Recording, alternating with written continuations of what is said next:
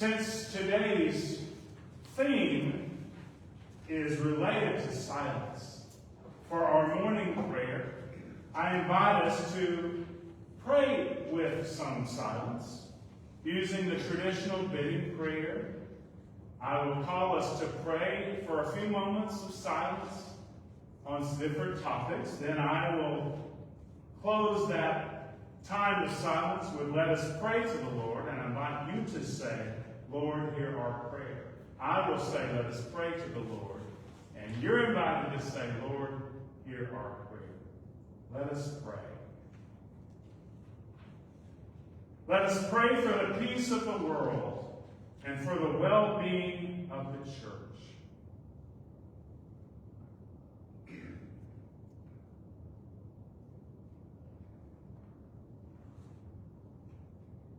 Let us pray to the Lord.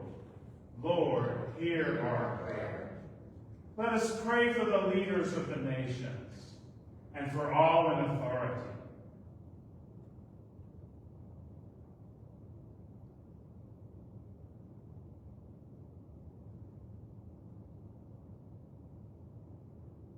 Let us pray to the Lord. Lord, hear our prayer. Let us pray for this city of Birmingham and for every city and town surrounding it.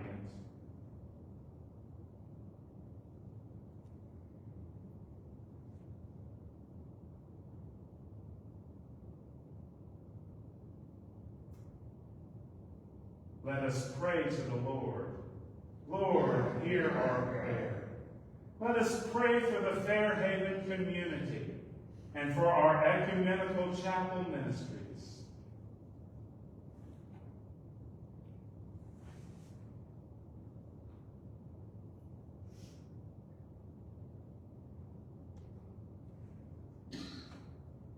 Let us pray to the Lord. Lord, hear our prayer. Let us pray for the good earth which God has given us, and for the wisdom and the will to conserve it.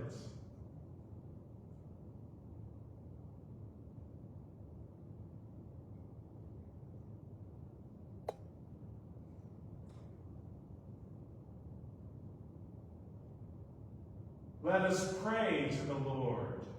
Lord, hear our prayer. Let us pray for the aged and the infirmed, for the widow and the orphan, and for the sick and the suffering.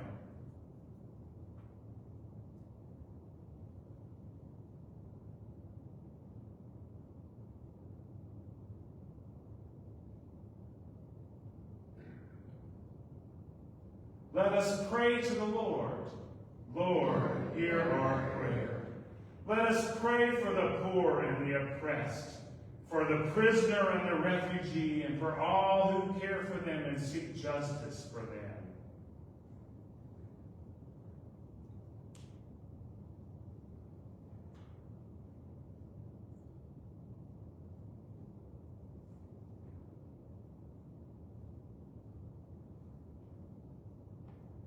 Let us pray to the Lord. Lord, hear our prayer. Let us pray for those who are grieving, especially for our dear friend and former chaplain, Jordan Gervin, after the loss of his dear man,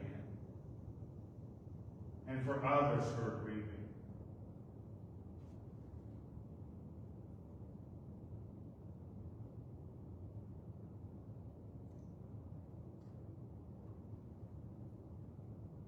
Let us pray to the Lord. Lord, hear our prayer. And now, God of mercy, you have given us grace to pray with one heart and one voice, and have promised to hear the prayers of 2 or 3 who agree in your name. Fulfill now, we pray the prayers and longings of your people, as may be best for us and for your kingdom. Grant us in this world to know your truth, and in the world to come, to see your glory. In the name of the Father, and of the Son, and of the Holy Spirit we pray, and we continue to pray as our Lord and Savior taught us to pray.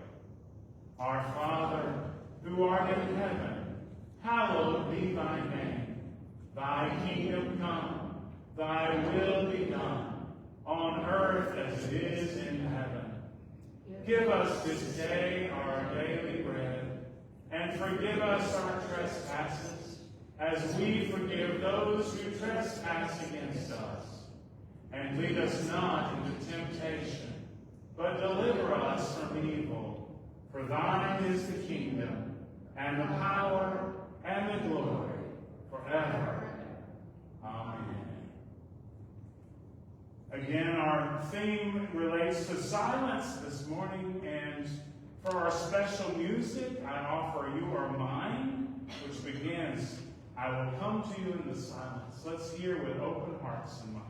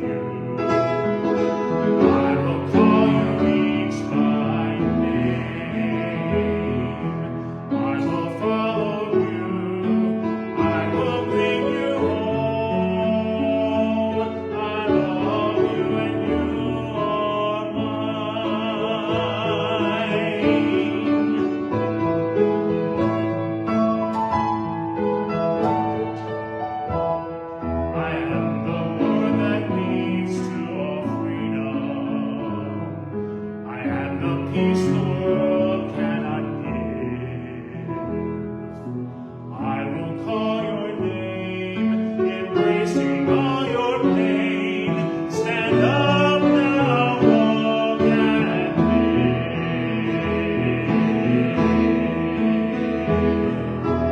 Do not be afraid, I am with you. I will call you each by name. Come and follow me. I will bring you home. I love you and you are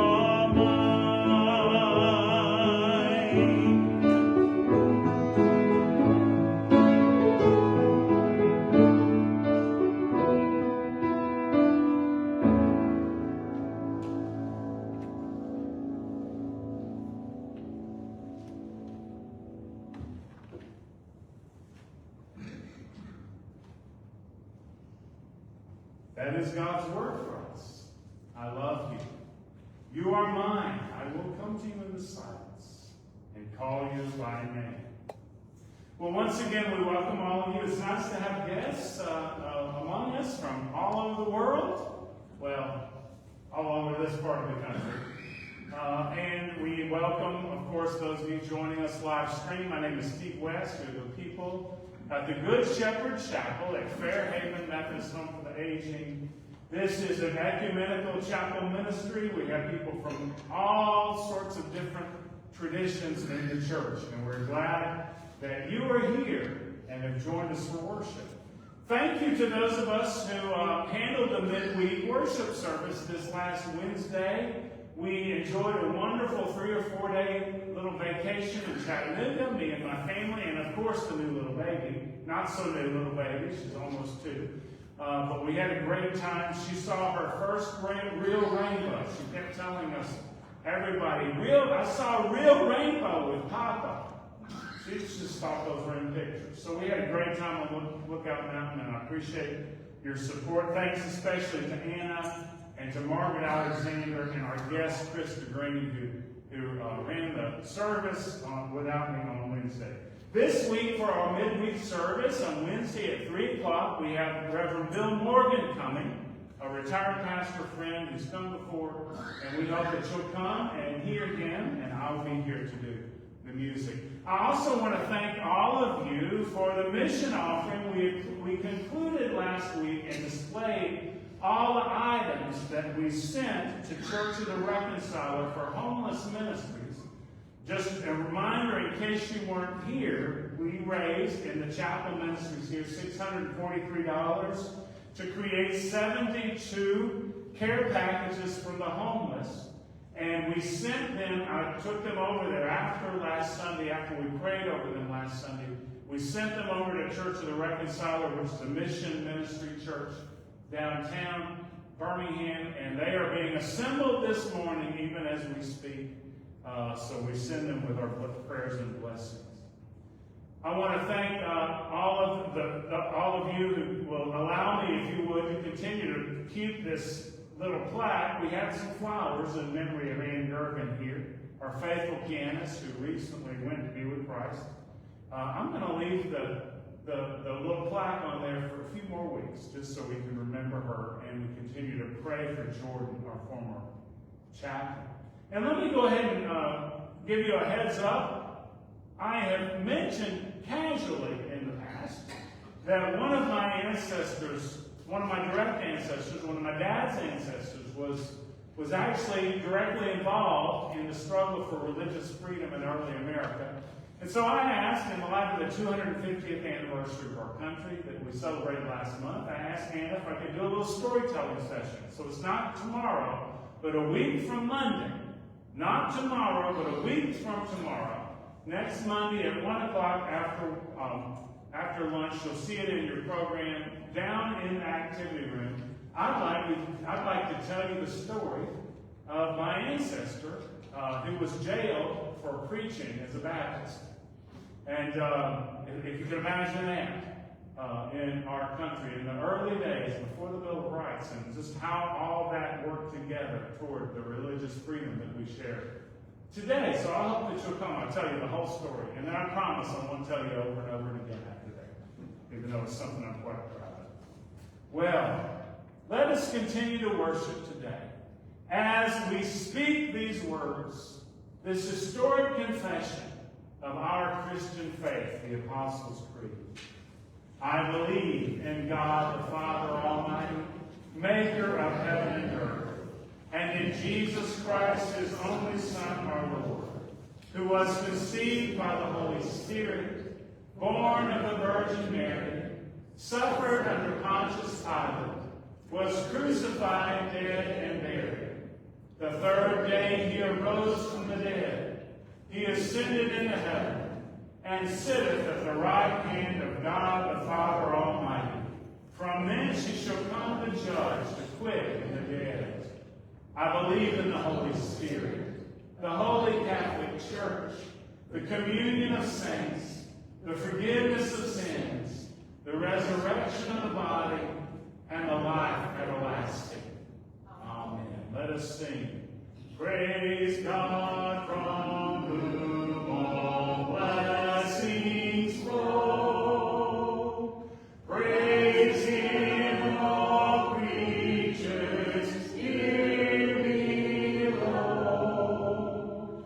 Praise him above the heavenly hosts.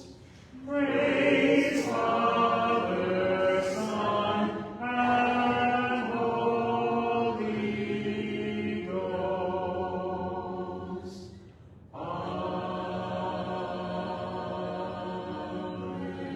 Amen. It's so wonderful to hear these voices in such beautiful harmony. And in great harmony of hearts, I invite you to hear the scripture lesson for us today. We will be reading from the Old Testament. It comes from the book of 1 Kings. The book of 1 Kings, chapter 19. If you would like to turn to it. We are joining together in 1 Kings, chapter 19, beginning with verse 11. That's 1 Kings, chapter 19, beginning with verse 11. Hear God's holy word.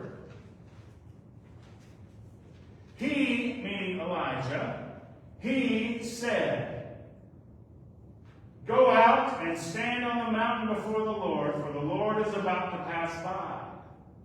I guess actually that was the Lord speaking, saying to Elijah, "Go out and stand on the mountain before the Lord, for the Lord is about to pass by." Now there was a great wind, so strong that it was splitting mountains and breaking rocks in pieces before the Lord. But the Lord was not in the wind. And after the wind was an earthquake. But the Lord was not in the earthquake. And after the earthquake, a fire. But the Lord was not in the fire. And after the fire, a sound of sheer silence. When Elijah heard it, he wrapped his face in his mantle and went out and stood at the entrance of the cave. Then there came a voice to him that said, "What are you doing here, Elijah?" He answered, "I have been very zealous for the Lord, the God of hosts. For the Israelites have forsaken your covenant, thrown down your altars, and killed your prophets with the sword. I alone am left, and they are seeking my life to take it away." Then the Lord said, "Go, return on your way to the wilderness of Damascus. When you arrive, you shall anoint Hazael as king over Aram, and Jehu, son of Nishmi, as king over Israel. And you shall anoint Elisha, son of Shaphat, and Abel-Melech as prophet in your place." The word of God for the people of God. Thanks be to God. Traditionally, it's called the still small voice. Here in this more recent translation, the New Revised Standard, updated edition, It calls it the sound of sheer silence. I might need your help a little bit this morning. If you know it, you're welcome to sing along. There's a song that goes like this. Hello, darkness, my old friend. You know this. I've come to talk with you again, because a vision softly creeping left its seats while I was sleeping, and the vision that was planted in my brain still remains within the sound of silence. Now, who can tell me who sang that? Simon and Garfunkel. Was that Sherry? You get the prize, the buzzer button, something for today. You got it. Simon and Garfunkel sang about the sound of silence. Now, what in the world does silence sound like? Oh, what does the sound of sheer silence sound like? Well, if you go outside, down the hallways a little bit, you won't hear the sound of sheer silence. Even here with us standing here or sitting here in the chapel, there's not silence out in the hallway. Much less when you want to be silent. What does silence sound like? If you go outside on the grounds here at Fairhaven, you're not going to hear silence. Not exactly. If you go out on the front porch, you're going to hear the music from, the coffee shop across the street. If you go out back here on this side, you might hear the birds chirping and the bugs flying, and you'll hear cars and trucks in a distance, and maybe the hum of an air conditioning unit in a distant building. We don't really know what sheer silence sounds like. Well, what in the world is that about? As you know, I often have a key sentence, something I'd like for us to chew on and take with us as we reflect on the scripture for today. And here's the key sentence I'd like you to say with me. God speaks to us in the silence, not just the sanctuary. God speaks to us in the silence, not just the sanctuary. Can you say that with me? God speaks to us in the silence, not just in the sanctuary. And do we really hear silence? Especially sheer silence. They say, I don't know, but they say riding in a hot air balloon is the closest thing to actual sheer silence. Some of you, Jim, for example, has done some skydiving. I don't know if you've ever heard silence. Probably not, because the buzzing and the whir of the plane and the wind that's rushing up around you. But for me, I've been on a hot air balloon. The closest thing I can think of to experiencing sheer silence was the time my wife and I, many, many years ago, went to Hawaii, to the island of Kauai in Hawaii, and we went to the Waimea Canyon, which is often called the Grand Canyon of Hawaii. And we were up there, and I remember standing at the top, and it was sort of a windless day, and nobody else was in the vicinity. There were no cars around. It was a sheer sound of silence, at least the closest that I had ever experienced. Just me and my Sandy. Utter silence. And it had weight. And it had power, and it was noticeable. So is it any accident that God spoke to Elijah in the sheer silence? You notice how Elijah rattled off the thing that Elijah says, I've been very zealous for the Lord, and I've faced all the prophets, and I've done all this. Now I alone is left, and now they're out to get my life. The part he left out was Jezebel. Because he had faced, it's always amazing to me, the story of Elijah, he had faced 400 prophets of Baal with courage. But there was one woman that he could not deal with. Jezebel. She put out a threat on his life. This time he ran up into the mountains. God speaks to him in the still small voice in the silence. Not in the storm, not in the fire, not in the earthquake, not in the fantastic or the spectacular or the amazing. You know, there are folks in our Christian faith who think the only way God speaks is through loud music and full stadiums and revivals. That's not the only, that is the way God speaks, but not the only way God speaks. Let's say that key sentence again. God speaks to us in the silence, not just in the sanctuary. You say that again. God speaks to us in the silence, not just in the sanctuary. Now, I've already said today, I'd like to remind us that the word chapel, this is a chapel, the word chapel means little home. I mean, it's sort of a home away from home, and we are people from many different denominational backgrounds, or in some cases, perhaps, not much of a background at all, but we come together to have chapel together, to find a little home together, a home away from home, to develop community together. God speaks in chapel and in sanctuaries, but that's not the only way God speaks. Personally, I love going on retreats. I'm what you call a retreat junkie. You know what a retreat junkie is? I just can't get enough. I love to go to Sumatanga. I love to go to Sacred Heart Monastery. I love to go up to St. Mary's near Swanee. I love to go in academies for spiritual formation. I'm on the team for one this coming October. I love to go on church retreats. I love to go on covenant group retreats. I love to go on silent retreats. I am a retreat junkie. It's really true. In fact, in a couple of weeks, I'm going on a 3-day retreat. God speaks at retreats. But the Elijah story isn't here to teach us only that God speaks to us when we get away. It also teaches us to find our retreat wherever we are. Most of us here, if we would be honest, are not in places where we're going to go on very many retreats anymore. But we can find quiet moments and quiet places and quiet times for retreat wherever we are. To hear the still small voice of God. To hear the sound of cheered silence.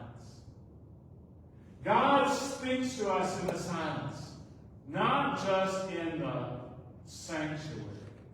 God speaks to us in the silence, not just in the sanctuary. I don't know if you walk out, some of you walk out in this part to the right, or might look out the windows. I don't know if you noticed, but they've done some gardening around the fountain just this week. I walked up now.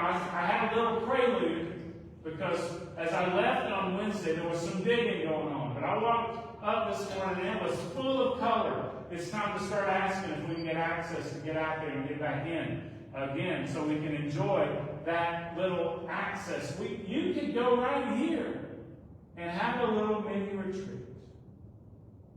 God speaks to us in the silence, wherever we might find that sheer silence. What would it look like to build some silence into your life? Well, I don't know if you've joined the AI world yet. It's really okay if you never do. But I do enjoy checking things out on ChatGPT. And I asked ChatGPT on my computer, AI, artificial intelligence, how to build some silence into your life.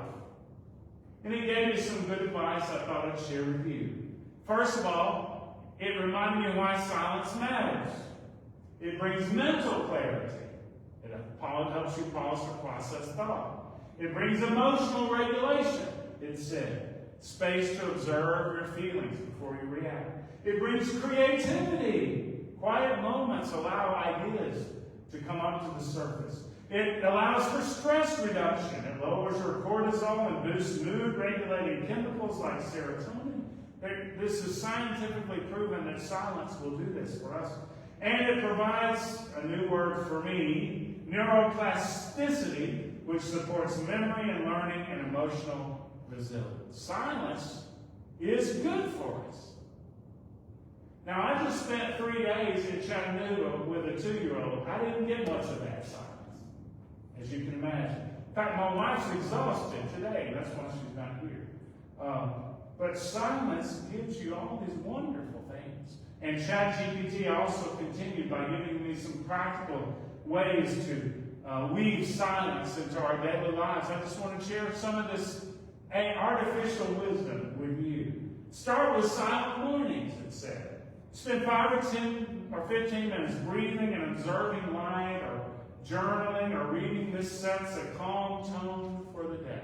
Second, it says schedule daily quiet windows. I like that idea of quiet windows. It suggests even just 2 short sessions, one in the morning, one in the evening, in a quiet space. You begin with 10 or 15 minutes. You can extend it if it becomes natural. Just find some quiet moments, windows in the day.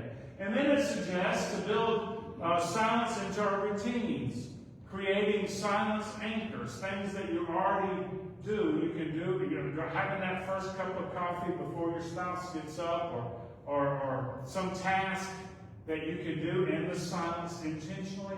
It also encourages us to practice mindful awareness, to notice the small details in life, the light patterns, the sounds, to anchor yourself in the present. These are suggestions that ChatGPT gave me about how to find silence in our lives.